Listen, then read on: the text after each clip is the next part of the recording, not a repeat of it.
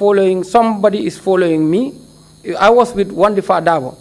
I told Wandifa, I'm on live broadcast, but those soldiers that are coming, I know that they are coming for me. So what I did was, I stopped live broadcast and run to GRTS. By then, GRTS is at just Kairawa Avenue, where Gamtel is now. That's where GRTS is.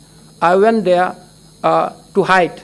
I could remember when I went, I found Alaji Modujuf and Jaina Banyang. So, and I told them that soldiers are following me, so they locked me at a toilet. So when I was locked at a toilet, 5 minutes later, soldiers coming asking, where is Pamudu? Where is Pamudu? But Alaji Modujuf and Jaina said, no, Pamudu have not stepped here. So they saved my life. So the soldiers knew that you were the one reporting and they were looking for you? Yes, I don't know where they got the information, but I know somebody must have told them that Sudafm was giving live reports of the events. And during the broadcast of the live broadcast, you identified yourself by name, I assume? Yes.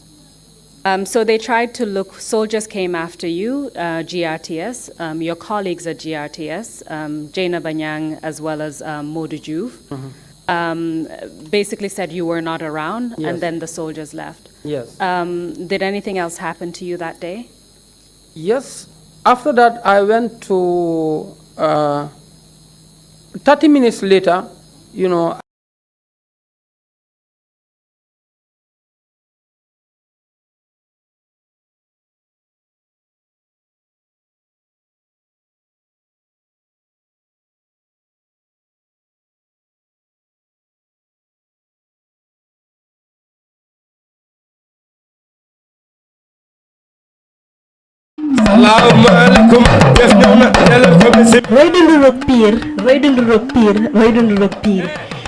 dama ne ana Jambangs Loyal Gramo tabaski bii di ñëw man Jambangs Loyal Gramo laa si taama ana jeeg ñi ana jege maani ana suma caameñ yu baax yi yéen ñi nga xam ne da ngeen am jabar yéen ñi nga xam ne da ngeen a waaj a sëy si yéen ñi nga xamante ne ni pare ngeen tabaski bi mu baax daw leen dem seeti Jambangs Loyal Gramo ak Jambangs Loyal Gramo ñu ngi leen fa amal li nga xam ne moom mooy jas na li nga xam ne moom mooy WhatsApp ana Facebook 20 di daloo ma ne VIP lay wóor man ana borom takay cuubi takkaa ngi nii dama ne dem leen seeti Jambangs Loyal Gramo Jambangs Loyal Gramo nag amal leen cuubi façon xeet bu nekk bu leen demee nag ñu jaay leen ko si price bu yomba yóbbul leen ko ba fu ngeen bugga mu àgga ba tey nag kon ko bugga si cuubi yi mun ngaa call ki nga xam ne moom mooy Jambangs Loyal Gramo si 78 255 87 78 255 87 mbete nga oo ko si 299 2967 299 2967 mbete ba tey rek mun ngaa email xale bi nga xam ne moo nekk si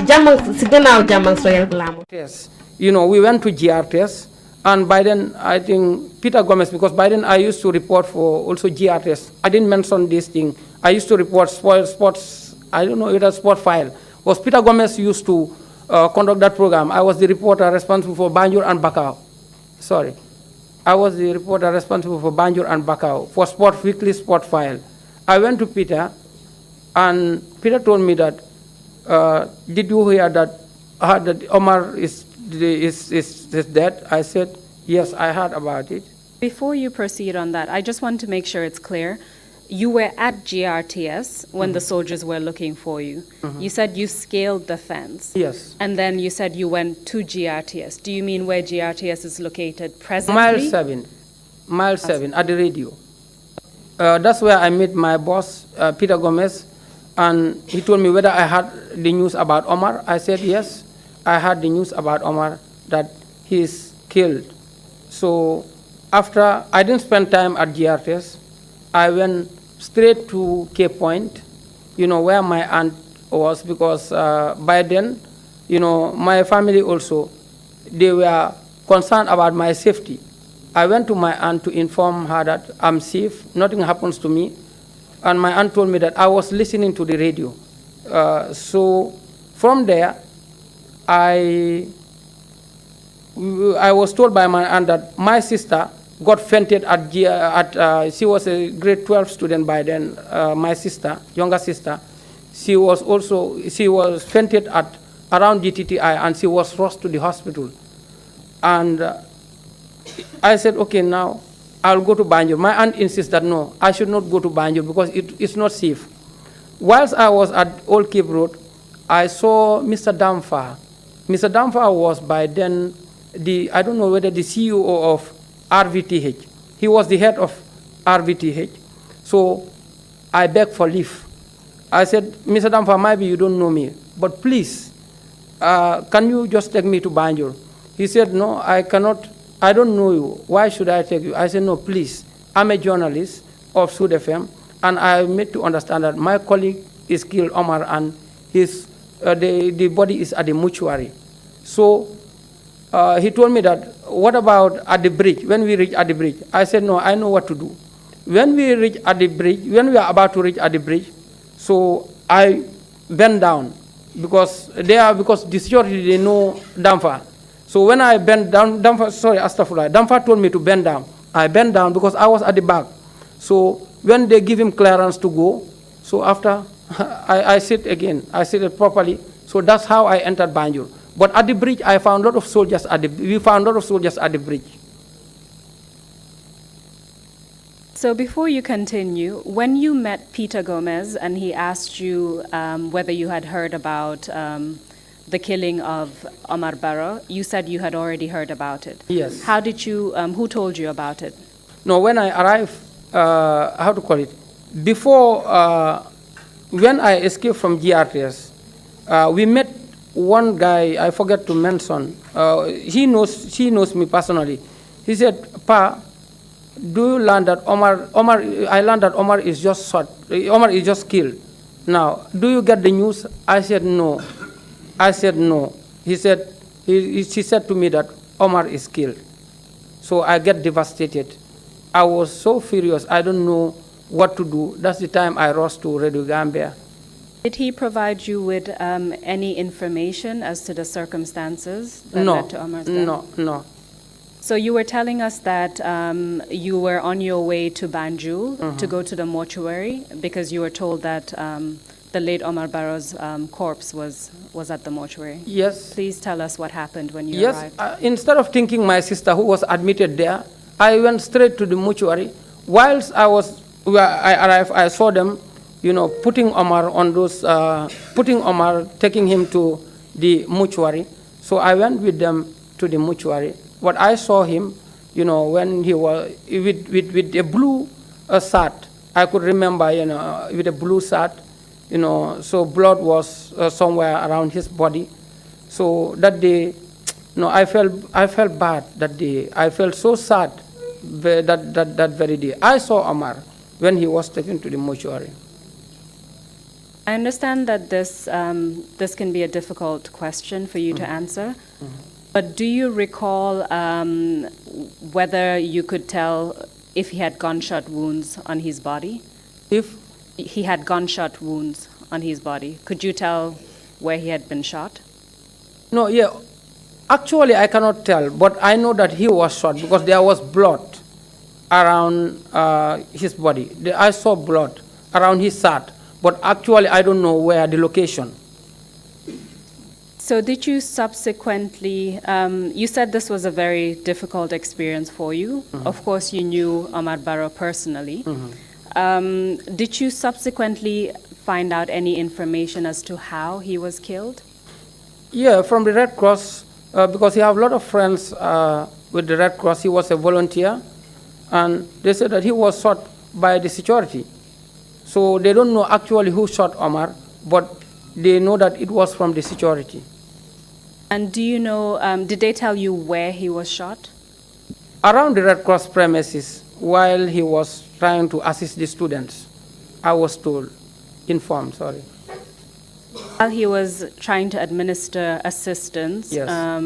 That's the students who were shot and so forth. When the security forces shot and killed him. Yes, that's the information I got.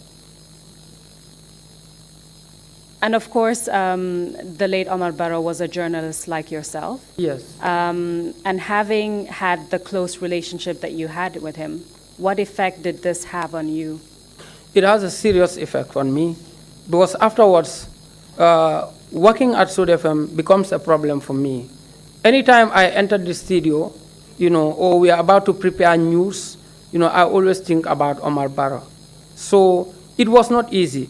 As a result, in 2000, that led to my resignation at Sudafm. I resigned voluntarily, to join another media house. So I could no longer cope, with Sudafm, because after Omar's death.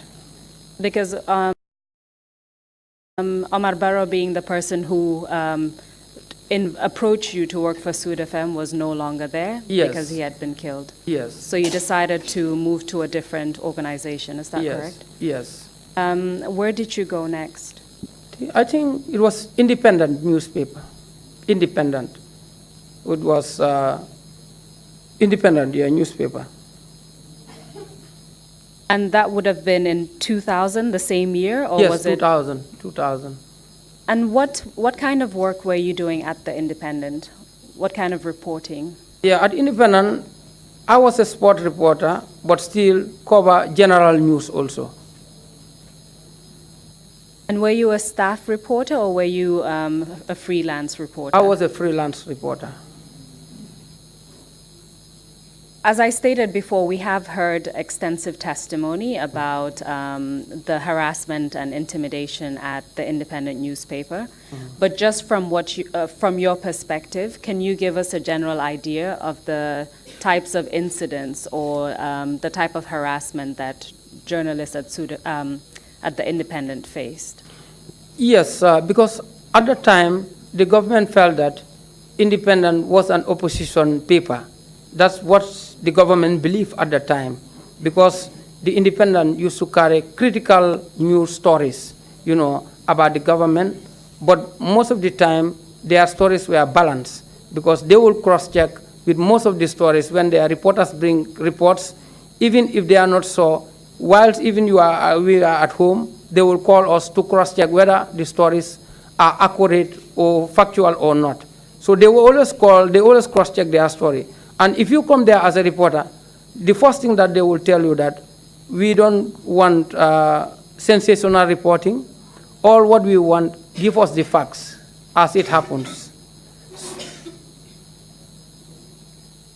So what are some of the incidents of harassment and intimidation that you recall at the Independent? Yeah, I could recall several arrests were made, especially Dr. Babagale Diallo, Alaji Yoro Diallo, Alaji Mbaye, known as Action. He was my koto. We used to call him Action. So, and NB Dafe also. And what was NB Dafe's full name? Lamin. Lamin Dafe. Yeah. So these people were frequently arrested by the authorities.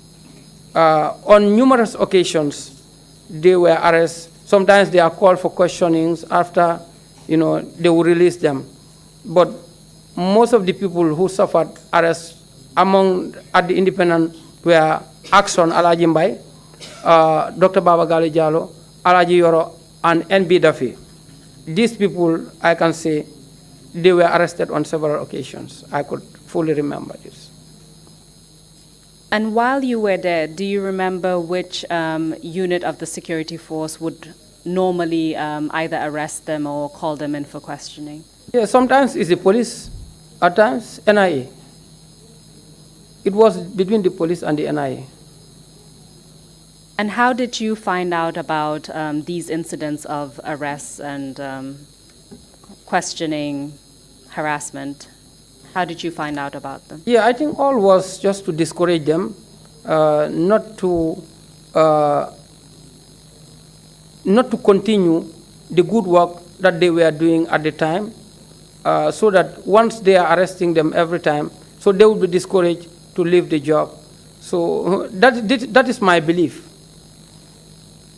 But what I want to know is, how did you find out about the arrests? Did they occur in front of you, or were you told subsequently? No. Some, I could remember one time we were at the office and Alajoro and Babagale were arrested in front of us. I could remember that. NB Daffy also was my junior. Though he was a staff, I was a freelancer, but I seniored him in the job. He was my junior, but he was one time also, arrested in front of me. They came for him at the office and took him to the police headquarters. How long did you work at the Independent? For how long? Yeah, briefly. I can't recall now because it's a long time, but briefly. In your statement, it says from 2000 to 2002. Does that sound? Yes, correct. So for a couple of years. Yes. Thereafter, where did you go? From the Independent, I think I went to the Point newspaper. Sorry, from the Independent, Observer, I think, Observer.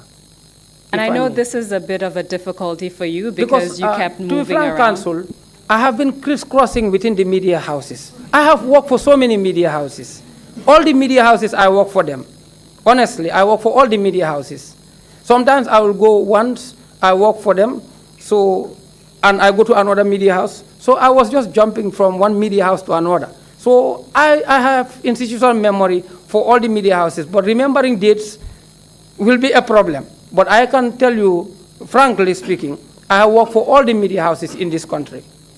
Well, I'll assist you with that. Yes. I remember that during our pre-hearing meeting, it took us a while to situate a lot of the events. And we mainly, in the end, were able to figure out when you were at a certain place because of an incident. So I will assist as I'm going through your statement. Okay. But if something doesn't sound correct, please feel free to correct me. Okay. From what you told me, you returned to Sudafm around 2002. Yes. And you stayed there until Sudafm was shut down. Yes, yes. Of course, at the same time, you were still working as a freelance journalist for other organizations. Yes, for The Point. So I'd like to focus on Sudafm for now, your return to Sudafm. Yes, that was my second return to Sudafm. So, and my second return was very interesting. In fact, when Sudafm was closed, shut down. Before the shutdown, can we talk about an incident where a journalist called Osman Cisse was harassed? Yes, because what happened, I think it was during the abortive coup of Nur Cham. I think one Corporal Damfa, he used to be a state guard, and it was around just after 2 o'clock prayers, the soldiers chased him, and he went straight to the market. And that day, I could remember, there was commotion in the market. Some business people were shutting their shops and so forth because there was commotion in Banjul. So some people were saying it's coup d'etat, so there was no clear information, about what happened. So I was there with Usman Cisse. Usman was a reporter of Sudafm. So we went to gather news as to what happened during the commotion. So whilst we are at the Banjul Urban Market, Usman was with his gadgets, recorder, and so forth. But he was malhandled by the soldiers who were chasing Corporal Barrow, who went through the beach. Corporal Damfa, sorry, who went through the beach. But in the market, the moment the soldiers, because the soldiers, I saw them, they were armed and following this soldier. So when they were following him, so there was total pandemonium, at the market. So everybody was confused. So whilst Usman and I were gathering the news for our 4 o'clock news, after Usman's recorder was confiscated from him by the soldiers, and he was beaten. He even sustained some bruises as a result of that. So let's take it step by step. At the time, you heard about the abortive coup, and so you and Osman Cisse went to the Banjul market, that would be Albert Market. Yes, Albert Market. In order to gather information about what was happening. Did you interview the soldiers or members of the public? No, by the time, Council, you don't think of interviewing the soldiers. Yes, you don't think about it. We were concerned about the business people who were there, why they are shutting their shops down. So that was our concern, at least to ask them what happened. So whilst we were doing that. Were you and Osman Cisse in the same area, collecting stories at the same time, or yeah, did you we were separate? not far away from each other, because I saw Osman when he was malhandled, but I was also gathering news, interviewing. We did some interviews, actually. But Osman, I did some interviews and took to the station. But for Osman, his recorder was confiscated from him and he was beaten mercilessly. So you said you witnessed the incident when he was being manhandled? Yes, yes. So from where you were, you could see what was happening? Yeah, it was at the center of the market. I could remember, I hear them saying, Bombarde, Bombarde, Bombarde is coming, Bombarde is coming. By then, I think it was Bombarde who led the soldiers. So, you know, he was a famous soldier. So who was Bombarde? Kausu Kamara. And which unit did he work for? State guards. So they were saying Bombarde, Bombarde is coming. So by then, if you say Bombarde, many people fear Bombarde. You understand? So everybody was confused. Everybody was confused. So Osman was malhandled, but he couldn't continue. After that incident, he went straight to the station. I think you need to slow down a little bit. No problem. I want to focus on what happened to Osman Cisse. So from what you could see from where you were standing, give us an account of what you recall. How many soldiers were, quote, manhandling him, and what exactly did they do to him? Yeah, I saw two soldiers. You know, he was beaten, and after his face, you can see, and his left hand, you can see bruises, and his face also, you know, there were some wounds, you know, because as a result of the beating, yes. Do you recall what they were using to beat him, the soldiers? Some were slapping him, some were kicking him, you know, yeah. So as a result of that beating, he sustained injuries? Yeah, he sustained injuries. Did you speak to Osman after that? Yeah, Osman came. When Osman came, we interviewed him during our news time to explain his ordeals to us, and he also explained what happened to him. And it was a live interview during our news time. So did he provide you with any additional information? Perhaps was he able to identify the soldiers that did that to him? No, he was not able to identify them. But while narrating his ordeals, he told us that he was there to gather news. When the soldiers saw him interviewing people with his recorder, so that's the time they rushed on him and started slapping him and kicking him.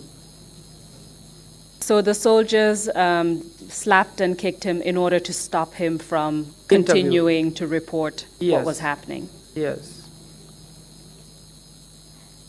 You began by starting the shutdown, the Sudafm shutdown.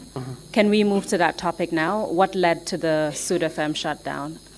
Yes, this was on a Saturday, I think around 2007, whilst I was hosting a civic education program. It was around 3 o'clock. Plainclothes officials came and the police that they have orders from the top that the station should be shut down. They called whilst I was on live, I was live on air. It was a live phoning program. So the station manager came and whispered on my ear and said that these people are here. They want to shut down the station. But just give me 1 minute. Give me the microphone. So I gave him, it was Pap Jumai Chare. He was the station manager at that time. And Pap told the public that, he announced that the securities are here, and they said they got orders from the top that they will shut the station. So now, any development, he will update the public about it. So that's the time. But the station manager was bold enough to announce that these people were there and they are there to shut down the station. So what happened, actually, when they shut down the station, the station manager and his family, Mr. Trrc, they were living at the station and with his family. So they said they bought a lock, and they said they will lock the station. We appeal to them and say that our station manager is living here. He cannot go anywhere because he is living here with his family. He cannot leave his family here. So even though if you are going to shut the station, you will allow our station manager to stay until and unless that this matter is resolved. So was the station manager able to still reside at the Sudafm? Yes, they allow him to reside. But what happened, interestingly, is that what happened actually, there was this border impasse between Gambia and Senegal. And the former president happens to travel to Senegal to resolve this matter with the former Senegalese president, Abdoulaye Wade. Would be former President Yaya Jammeh went to Senegal. Yes. Okay. A day after his arrival, the station was shut down because this guy, Sudafm, on that very day also, the main station in Dakar, Sudafm Dakar, was also shut down by the Senegalese authorities. But it just took them one day, you know. So, but Sudafm Banjul, when it was shut down, you know, up to date, that's the end of the station. But what we suspected, the information we gathered, because that morning, it was in Ramadan, I could fully remember, that the former information minister, Nana McDowell Gay, came for shopping at this place, at Damja's shop. You know, it's just, Damja is just down there. So shortly after she left, you know, this police came. So we suspect that the information, we suspect that our staff, that it was Nene have a hand, you know, in the sorting of Sudafm Banjul. So that's the general belief that the staff have, based on the information we gathered. Is that mere speculation because she was present there that day, or is it based on actual information coming from your sources that she had a hand in the Based on what we heard from our sources, based on. I'm not sure whether that is true or not, but so, this was the information we got. And those were presumably government sources who told you that she had a hand in the shutdown of Sudafm? Yes, yes. So I would like to take you back to your description of the actual shutdown. You said that plainclothes officers came in and shut down the station. Yes. Did they give any reasons for the shutdown at that point? No, no reason was given. Did they show any legal documents of any sort indicating that they had authorization to shut down? No document was shown. You said that they informed you, meaning the staff at Sudafm, that it was orders from the top. Yes. What did you understand by that? No, by then, orders from the top, you can interpret it differently. When you say orders from the top, it's from State House. Orders from the top. Maybe people, maybe the president. When you say orders from the top, what we interpret orders from the top is from OP. So just to be clear, whenever it was mentioned orders from the top, the general interpretation was that it came from the president at State House, the office of the president. Yes, that was our understanding. But at that point, they didn't say anything else other than the shutdown was as a result of orders from the top. Yes, and if I may come in, Pap Jumai Trrc make a lot of efforts. I think after the station was shut down, he stayed here almost for 3 to 4 months, trying to persuade the authorities to reopen the station, but to no avail. They told him to write letters. You know, he did everything possible to make sure that the station is reopened, but to no avail. So essentially that shutdown was the end of Sudafm? Yes. Banjul? Yes. One thing you mentioned was that your sources informed you that then Information Minister Nene McDowell had a hand in the shutdown. You don't know if that's true or not, but that's the information you received. Yeah, we don't know whether that's true or not, but that was the information we got. You also talked about the border dispute between Senegal and the Gambia, Yes. which then presumably the shutdown of Sudafm Dakar was in relation to that. Yes. But that was a one-day shutdown. Yes. Is it the case that you believe that border shutdown had something to do with Sudafm Banjul also being shut down? Yes, it may be as a result of that. Maybe the authorities know better why they shut down the station. Maybe this time, I don't want to speculate, but actually they know the reason why they shut down Sudafm Banjul. Because as I told you, we used to link with Dakar, and during news time in Dakar, we call it news review. It's called news review in Dakar, whereby they will review all the newspapers in Dakar. So, and the issue of the border was also brought in during that review. So that day we also broadcast that for the benefit of the Gambians to know the reason why President Jammeh was in Dakar. So, but immediately after that, the station, we were ordered to close down. Thank you for that explanation. So that was the end of Sudafm. Yes. You told us in the beginning that while you were working at Sudafm, you also worked for The Point newspaper. Yes. Do you recall for how long you worked at The Point newspaper? For 8 years. And do you recall, I know dates can be an issue sometimes, but do you recall the period when you worked for them? From what year to? I think from 2003 up to 2011. Yeah. So let's focus on The Point newspaper. Can you tell us about The Point as a paper? What kind of stories did The Point broadcast, and how was it viewed generally as a paper? Yeah, it was an authoritative paper, and The Point was just like the Independent. They believe in factual reports, and they don't distinguish also who is who. When it comes to news gathering, they treat everybody equally. They interview sometimes the opposition. They also cover government programs. But even government programs, sometimes it's a problem. Sometimes you go, if you identify yourself as a reporter from The Point, they will see you differently. You understand? So we have undergone all these things. But The Point... What do you mean by the government would see you differently if you mentioned that you were a reporter for The Point? Because they saw The Point as a critical paper to the government. That was the belief the government have at the time.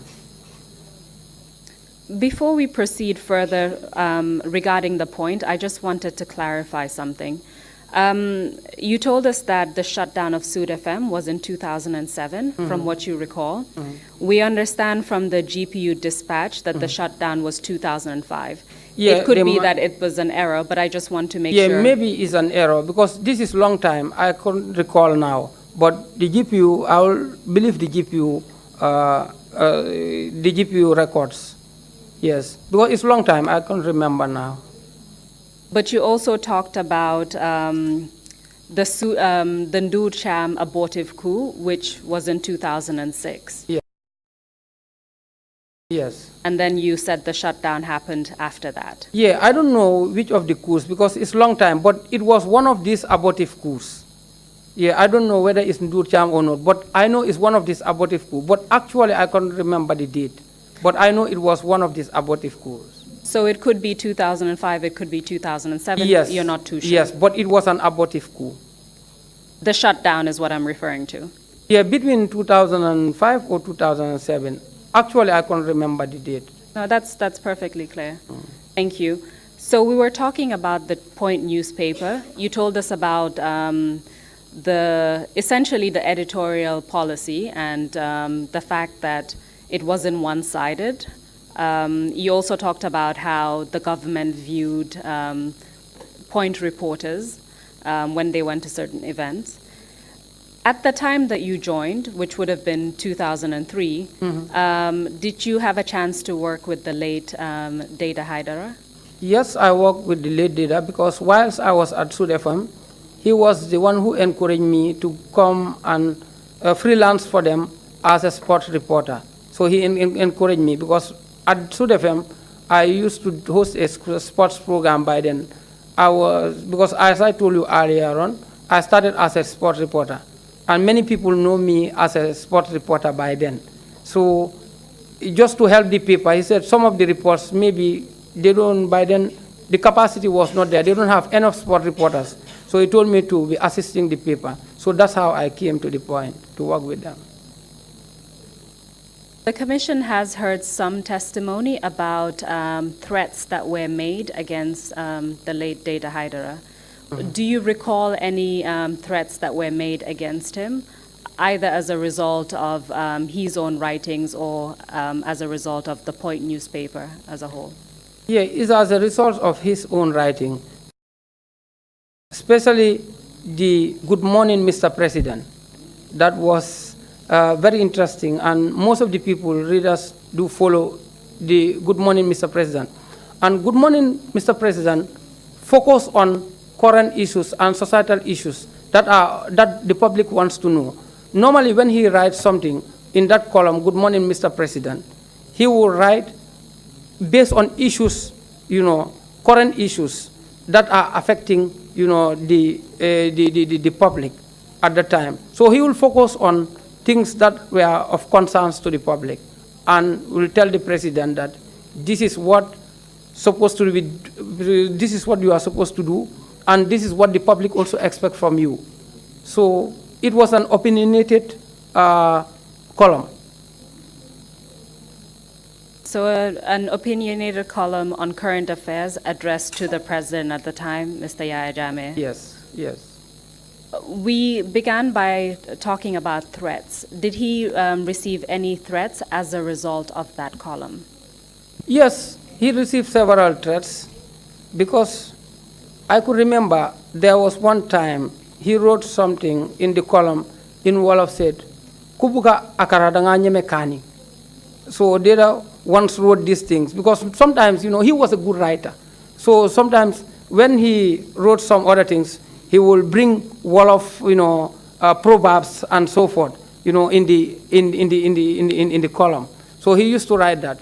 And what did he mean by that phrase, Kubuka akaranya mekani? But that is simple in Wolof. Like, if you, how to call it again? I don't know how to describe it. But Kubuka akaranya mekani, that means, I don't know how to describe it anyway. But I think what Deyda was purposely saying, like, if you are leading, you have to accept criticisms. Simply, that's my understanding. Maybe it may have a different interpretation, those who can speak Wolof more than me. But this is how I, interpret it.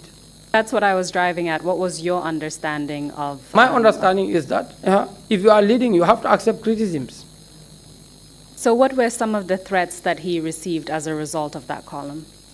Yeah. Good morning, Mr. President. Good morning, Mr. President, because he was also writing the issues about the Media Commission. There was a time they wanted to set up this Media Commission, and Deyda was very key in that. I could remember Uncle Deyda Hydara, Uncle Swaibu Konate, and Uncle Cherno Jallo, and D.A. Jao. So these people were fighting tooth and nail to make sure that the Media Commission doesn't come. Yeah. You said he received threats as a result of, one, his involvement in the Media Commission, his criticism. Yeah, his criticism, especially the Good Morning, Mr. President. And the other threats...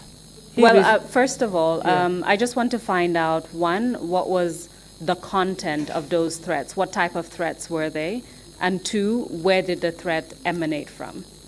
Sometimes it's from anonymous people, because normally these people don't come plainly.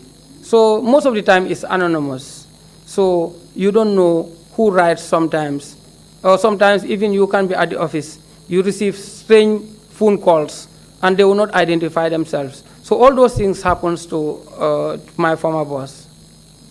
So threats through phone calls as well as in written format?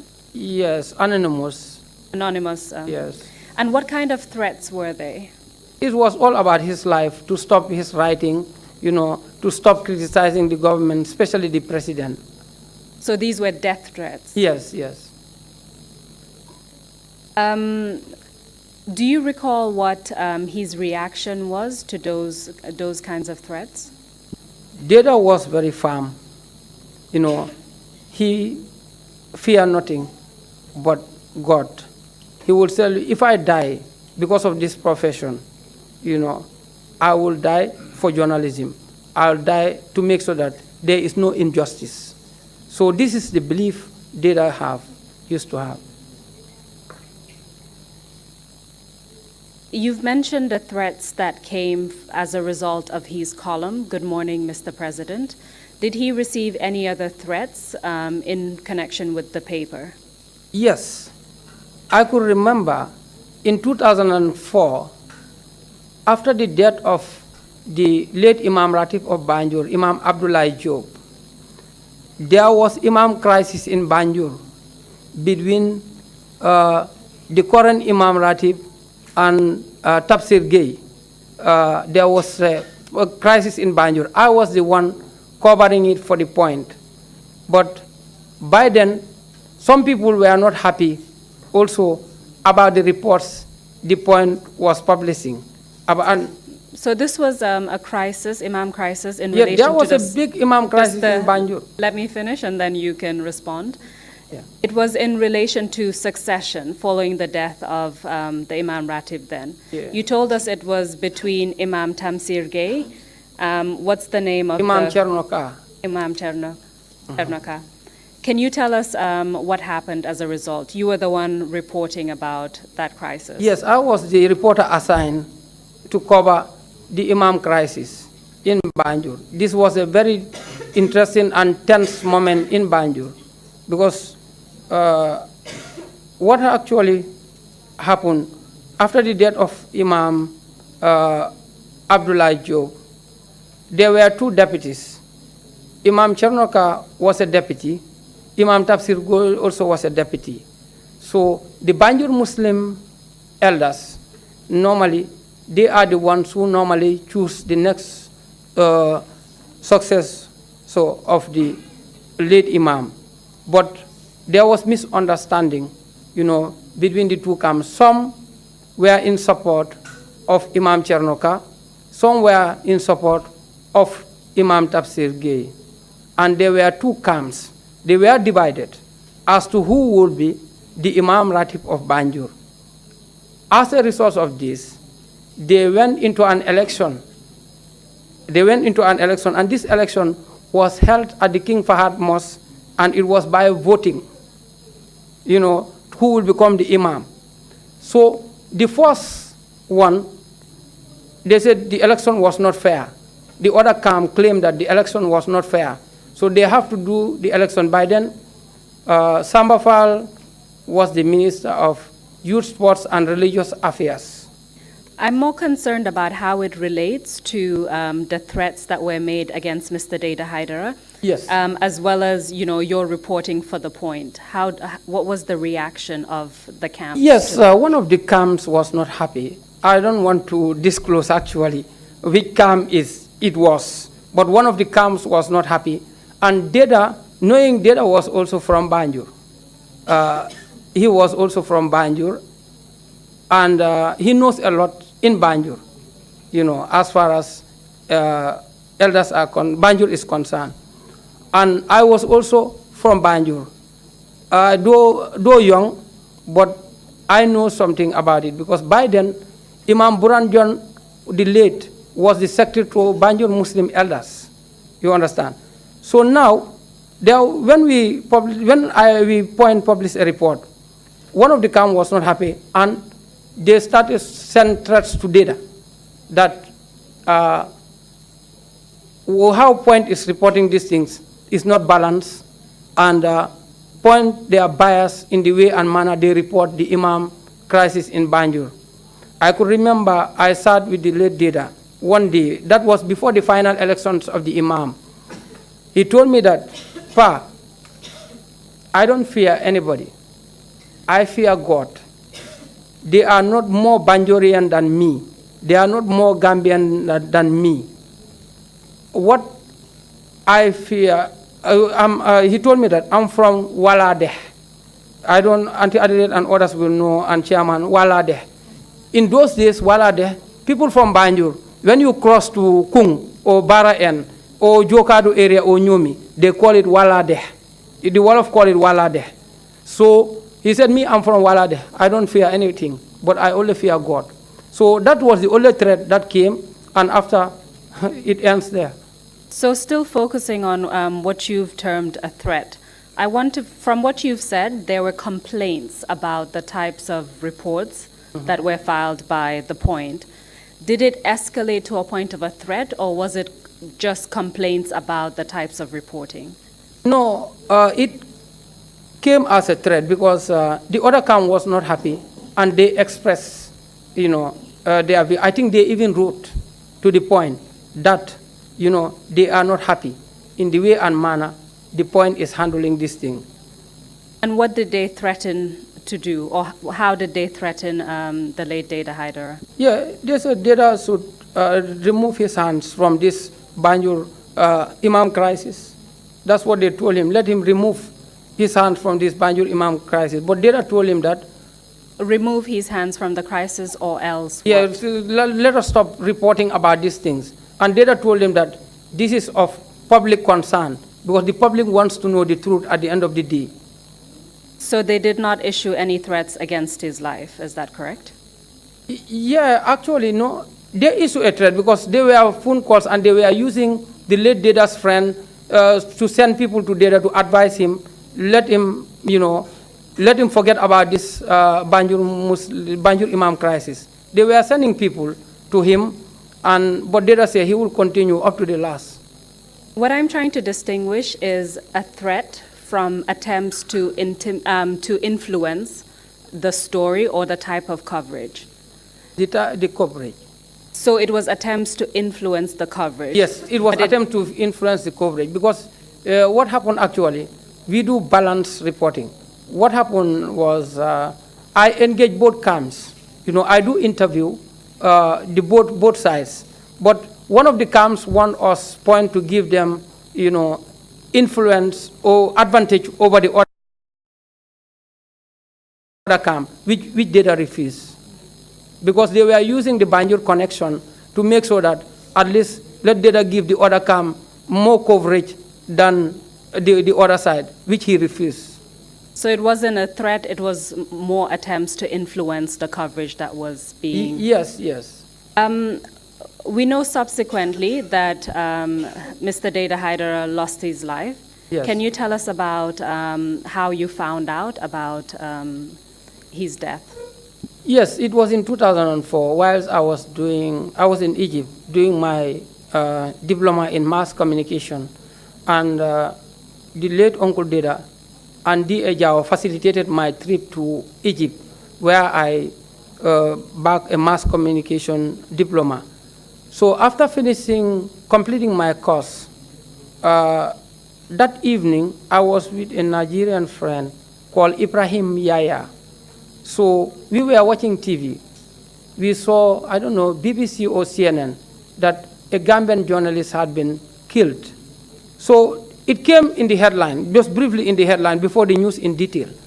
So after, I was keen, because this is about my country. I was keen, who? Because by then, what I thought was, maybe it could be D.A. Jao, because these were the people following he and Deyda, but I never expect that it would be Deyda. Because DA, I think at the time, he was the GPU president. DA was the GPU president. And they were pursuing this media commission. He did an Uncle Swaibu. So after, when the news in detail came, they announced that a Gambian journalist had been murdered, Deyda Hydara. No, that was a terrible day for me. You know, I couldn't eat throughout the night. I have to even spend the night at my colleague's house, Ibrahim Yaya. He has to console me, at least to be calm. Because by the knowing, because what happened, 2 days before his murder, you know, I phoned him from Egypt. I said, boss, I have done well in the course. I have passed all the subjects, but I'm coming in 2 days' time. He said, he told me that if you come, there is a present waiting for you. This is what he told me when I phoned him. He said, there is a present waiting for you. But there was somebody whom you know that he will even pay you and double. He will pay you your salary or your freelance allowance and give you more than what he pays you. He was a generous guy. Because why I said he was, if you allow me counsel, why I was saying that he's a generous guy, Deyda did a lot of good things. I could remember before the Kampama, there was a big problem at Kampama. You know, their structures was dilapidating and so forth. What he did, he raised funds for Kampama. And through Fateleku, I could remember it was at Atlantic Hotel. He raised funds after organizing that Fateleku with Usunjai and others, and after give the money to the Minister of Health to help Kampama. That shows Deyda, apart from his journalistic work, he was generous, you know, to the Gambians. You know, he helps a lot. Yeah. And you told us that he was part of the reason why you were in Egypt yes. pursuing that course. Yeah. So after you heard that he had been killed, you said you had to spend the night at a friend's house because you didn't want to be by yourself. At the hotel, what happened next? When did you come back to the Gambia? No, I think I fly the next day because I was supposed to fly the next day. I flight, arrived here, I think it was very late, around 3 a.m. in the morning. When I don't even have time with my family, I called some members of the GPO, some of my seniors, and said, now, what is going on? He said, no, Deyda was buried. Yes, he was buried. But Monday, I think it was a Monday, that we are going to organize a march, you know, at the arch, at least, and we will petition the authorities to tell us about the death of Deyda. So, without even any rest, I joined the march at the arch 22nd. But funnily, what happened, when we reached at the arch 22nd, we find soldiers in combat form. What I mean in combat form, it was just like they were ready for battle. Because by then, Vincent Jatta was the army commander, you understand. We also found a lot of NIA officials who were also around, who later even, because there were T-shirts that, you know, we printed. So these T-shirts, the NIAs were also, some of them even were wearing our T-shirts, pretending to be journalists, working for radio stations. So some even, we don't even know them. So after, when we started the march, we went to the police. Nothing happens because the soldiers, after they didn't, nothing happens to us. So they were just stationed at the arch.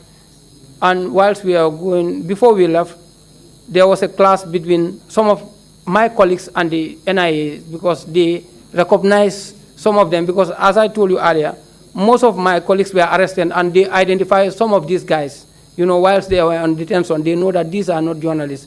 So they chased them out of the queue, and we started our march past and went to the police headquarters and to present our petition. Sorry, just a point of clarification. You said that some of the people who were marching with you, the journalists, were actually NIA officials who were trying to pass themselves off as journalists. Mixed with the journalists, yeah. Indeed. And so they were identified by some of your colleagues. And what happened to them? No, after they were taken out of the queue, and we know each other as journalists. So after we went and we were led by D.A. Jao, who was the president, and some of our doyens like Uncle Swaibo and Uncle Cherno. Was anyone arrested at that point? No. Okay. No, there was no arrest. We went to the police headquarters and present the petition to landing Tatin Baji. He was the IGP by then. From there, we went to the Ministry of Interior. No, sorry, before, when we presented, and Tatin Baji told us that, yeah, it is good that we present our petition, so they will look at the petition and get back to the GPU. After that, we went to the Minister of Interior. I think by then, I don't know, Sambaba was the Minister of Interior. We also present the same petition to Sambaba. I note that we still have 2 minutes, so I will just continue with my questions to the end, if that's fine with you, Mr. Chairman.